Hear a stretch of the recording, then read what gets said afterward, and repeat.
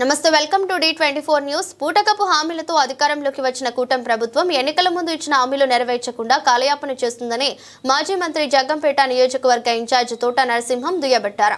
కాకినాడ జిల్లా కిర్లంపూడి మండలం వీరవరం గ్రామంలో బాబు షూరిటీ మోసం గ్యారంటీ కార్యక్రమంలో నియోజకవర్గ ఇన్ఛార్జి తోట నరసింహం, వైసీపీ యోజన విభాగ ప్రధాన కార్యదర్శి తోట రామ్జీ ముఖ్య అతిథులుగా పాల్గొని రికాల్ చంద్రబాబు మేనిఫెస్టో క్యూఆర్ కోడ్లను విడుదల చేశారు.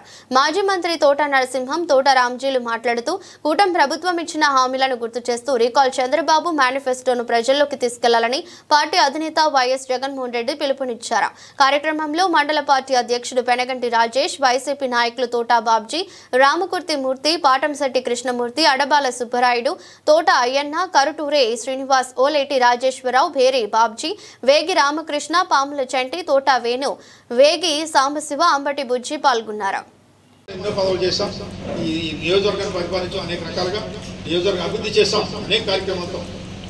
ఇప్పుడు గతంలో లేని విధంగా నియోజకవర్గంలో ఒక ప్రత్యేక కార్యక్రమం చేసినటువంటిది మనం నా టైంలో చేసినటువంటిది. మరి శాసనసభ్యునిగా, మంత్రిగా, పార్లమెంట్ సభ్యునిగా చేసినటువంటి పరిస్థితి ఉంది. మరి ఆ రకంగా మనం ఈ నియోజకవర్గాన్ని అభివృద్ధి పదవులు ఏ రకంగా నడిపించుకున్నాము.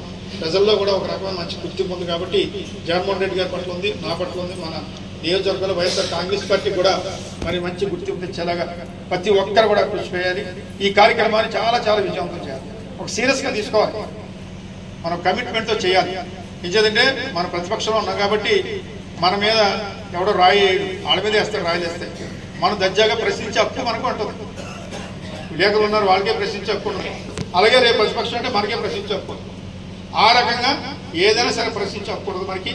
మరి కనుక దయచేసి ఈ కార్యక్రమాన్ని మాత్రం అందరూ కూడా విజయవంతం చేద్దాం. ఈ గ్రామ కమిటీలు అన్నది వేసుకుని గ్రామాల పర్యటన మేము ముఖ్య ఉద్దేశం. ఈ యొక్క కార్యక్రమాన్ని గ్రామ స్థాయిలో తీసుకెళ్లేలాగా చాలా చాలా వంతం చేసి మరి కిర్లంపూడి మండలంలో అద్భుతంగా ఈ కార్యక్రమం చేయాలన్నది. నిజంగా కిర్లంపూడి మండలం ఒక ప్రత్యేకమైనటువంటి మండలం. ఇది పెద్ద పెద్ద నాయకులు ఉన్నటువంటి మండలం. చాలా జాగ్రత్తగా మనం ఈ మండలంలో ఉన్నటువంటి ప్రజలకి మరి ఈ యొక్క ప్రభుత్వం యొక్క ఆ యొక్క కార్యక్రమాన్ని వివరిస్తే ప్రజలు మన పట్ల ఆకర్షితులే ఉంటారు. మరి ఈరోజు ఈ కార్యక్రమానికి ఆలస్యమైనా సరే మీరు అందరూ కూడా వచ్చారు. కొద్దిగా ఆలస్యమైంది, కొద్దిగా వర్షం పడడం వల్ల. వర్షం కూడా శుభ చూసుకో. మరి నేనే కేంద్రాలు కట్టారు, సచివాలయాలు ఏర్పాటు చేశారు.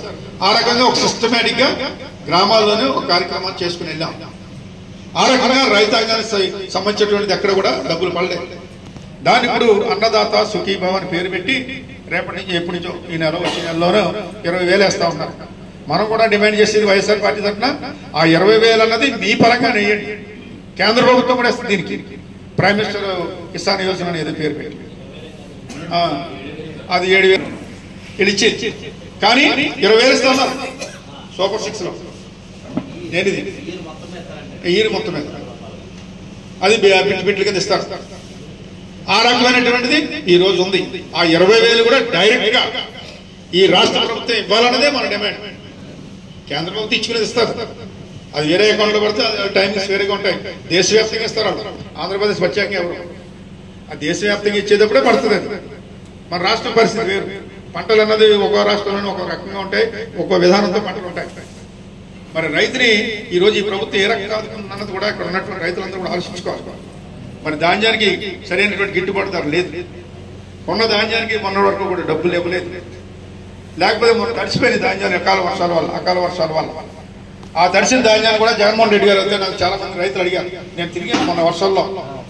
మరి రామవరం తదితర గ్రామాల్లో తిరుగుతున్నప్పుడు జగన్మోహన్ రెడ్డి గారి టైంలోనే తడిసిన ధాన్యమైనా మాయిశ్చర్ కంటెంట్ ఏ రకంగా ఉన్నా సరే ధాన్యం తీసుకునేవారు. కానీ ఈ రోజు ఇంకా అలా లేదు అని చెప్పారు. మరి ఆ రకమైనటువంటి రైతులను ఆదుకునే పరిస్థితి ఈ రోజు ఈ ప్రభుత్వం ద్వారా ఎంత మేరకు ఉంటుంది అన్నది కూడా తెలియదు. నిజంగా అందరికంటే అమ్మాయిలు ఎవరంటే రైతులే నాకు తెలుసు. పాపం ఏం చెప్పినా కూడా నమ్మేస్తారు, ఏం చెప్పినా సరే వచ్చేస్తలే పాపం ఇస్తారన్నారు కదా అనేటువంటి కష్టపడ్డే నేర్చుంది. కాబట్టి రైతులు చేలో పోయి కష్టపడుతూ ఉంటారు, వ్యవసాయం పండిస్తారు. పంట పండినా పండకపోయినా రైతులు భూమిని నమ్ముకుని ఉంటారు. కాబట్టి ఆ రైతుని ఆదుకోవాల్సినటువంటి బాధ్యత ప్రభుత్వం మీద ఉంటుంది. దేశంలో ఏ ప్రభుత్వాన్ని సరే ఆదుకోవాల్సిందే రైతు అన్నది ముఖ్యం. ప్రపంచ దేశాల్లో కూడా మరి అన్నదాత అన్నది చాలా ముఖ్యమైనటువంటిది. ఆ రైతులు ఆదుకున్నప్పుడే అప్పట్లో గగ్గోలు పెడేసేవారు. పవన్ కళ్యాణ్ గారు వెళ్ళిపోయి దొంగసంగా చూసేవారు. చంద్రబాబు నాయుడు గారు ఏదో అనేవాడు, ఇంకా మిగతా నాయకులు అందరూ ఏదేదో అనేసేవారు. ఆ సొంతాన్ని గడిచుకున్నారు. ఆయన బెడ్రూమ్ లో పడుకుంటే సముద్రం కనపడాలని ఆ రిష్కండ్లో 500 కోట్లతో కట్టినటువంటి భవంతి మనం ఓడిపోయాం, జగన్మోహన్ రెడ్డి గారు ఖాళీగా ఉన్నారు. మళ్ళీ అక్కడ రిస్కుంట్లో పడుకోవచ్చు కదా ఆయన వెళ్ళి. అది సొంతానికి కట్టింది భవనం కాదు, ప్రభుత్వ పరంగా కట్టినటువంటి ఒక మాన్యుమెంట్, అది ఒక హెరిటేజ్ ప్రాజెక్ట్. అది ఒక ప్యాలెస్ అంటే మన దేశం నుంచి ఇతర దేశాల నుంచి ఎవరైనా వస్తారు, పెద్ద పెద్ద విఐపి వచ్చినప్పుడు సరైనటువంటి సౌకర్యవంతమైనటువంటి భవంతి ఉండాలి. ఎవరు వచ్చినా ప్రధానమంత్రి రావచ్చు, రాష్ట్రపతి రావచ్చు, లేదా అమెరికా ప్రెసిడెంట్ రావచ్చు, లండన్ ప్రెసిడెంట్ రావచ్చు. వాళ్ళకి వైజాగ్ అంటే మన ఈ దేశంలోనే ఒక మంచి అందమైనటువంటి ఆహ్లాదకరమైనటువంటి సుందరమైనటువంటి నగరంగా పేరుంది వైజాగ్. అక్కడ లాంటి ప్రదేశంలో మరి అది విజయవాడలో ఉండదు, అది వైజాగ్ ఉండదు. ఆ రకంగా మరి ఆ భవంతిలో శుభ్రంగా ఎవరికైనా గెస్ట్ హౌస్ ఇవ్వచ్చు, ఆ ప్యాలెస్ లో ఒక ప్యాలెస్ ఇవ్వచ్చు. అది మన గవర్నమెంట్ పరంగా ఉండేటువంటి విధంగా దాన్ని ఇచ్చుకుని వెళ్ళే అవకాశం ఉండదు. మనకి హైదరాబాద్ ఉంది, అక్కడ హైదరాబాద్ లో రాష్ట్రపతి నిలయం ఉంటుంది. అక్కడ హైదరాబాద్కి ఈ దేశ రాష్ట్రపతి ఎవరైనా సరే ప్రతి సంవత్సరం శీతాకాలంలో వచ్చి 4 రోజులు ఉంటారు. ఎందుకు అక్కడ ఒక బ్రహ్మాండమైనటువంటి హెరిటేజ్ బిల్డింగ్ ఉంది, అక్కడ రాష్ట్రపతి ఉండేటువంటి భవనం. అది ఒక రకంగా ఆ దేశానికి సంబంధించిన పరిపాలించేటువంటి పెద్దలకి ఒక గౌరవప్రదంగా ఉండేటువంటి అంశం. ఎన్నో సంవత్సరాలుగా బ్రిటిష్ కాలం నుంచి మన దేశం స్వతంత్రం వచ్చినప్పటి నుంచి కూడా ఇటువంటి జరుగుతూ ఉన్నాయి. ఆ రకంగా ఆ ఉద్దేశంతో, మంచి ఉద్దేశంతో జగన్మోహన్ రెడ్డి గారు ఆ ప్యాలెస్ కడితే మరి ఎన్నికల్లో అధికారులకు వచ్చేవారు. వెంటనే స్థానిక ఎమ్మెల్యే గారు వాళ్ళు వెళ్ళిపోయి తలుపులు తీసి లోపలికి చూశారు. మరి అదే జగన్మోహన్ సొంత బిల్డింగ్ వస్తే వెళ్ళేస్తారు లోపలికి, మెజారిటీ బయటకు వేస్తారు. ఎవరిదైనా మన సొంత బిల్డింగ్ లో ఎవరైనా వచ్చేస్తారా? మన ఇల్లు కట్టుకుంటే మంచిది. అదేంటంటే బాబు షూరిటీ, భవిష్యత్ గ్యారెంటీ. ఆ రకంగా ఇది ఒక కార్యక్రమం పెట్టారు వాళ్ళు. దీన్ని ఏం చేశారు, ఒక ప్రతిజ్ఞ చేశారు వాళ్ళు.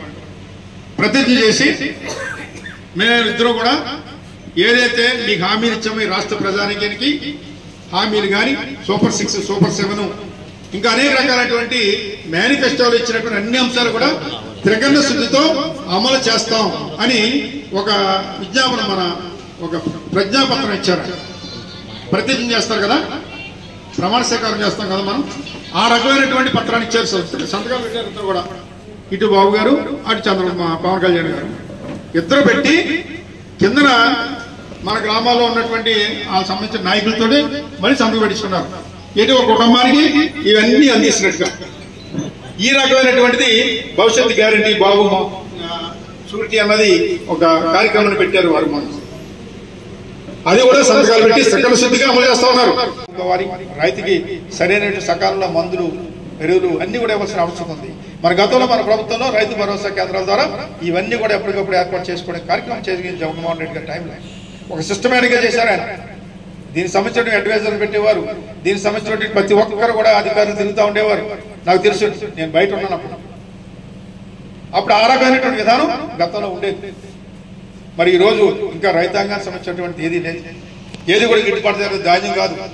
ఉదాహరణకి మిర్చి పంట ఉంది గుంటూరు జిల్లాలో, అది కూడా సరైనటువంటి గిట్టుబాటు ధర లేక మరి నీళ్లపాలు చేసుకునే పరిస్థితి వచ్చింది ఆ గుంటూరు ప్రాంతంలో. దాని మీద ఆధారం వాళ్ళకి. మరి ఆ రకంగా జగన్మోహన్ రెడ్డి గారు కూడా అక్కడ పర్యటనకి వెళ్ళారు. అలాగే పొగాకు రైతు, పొగాకు కూడా సరైన రేటు లేకపోవడం వల్ల ఆ రైతాంగం దిగాలు పడిపోయింది. ప్రకాశం జిల్లా పర్యటించారు జగన్మోహన్ రెడ్డి గారు.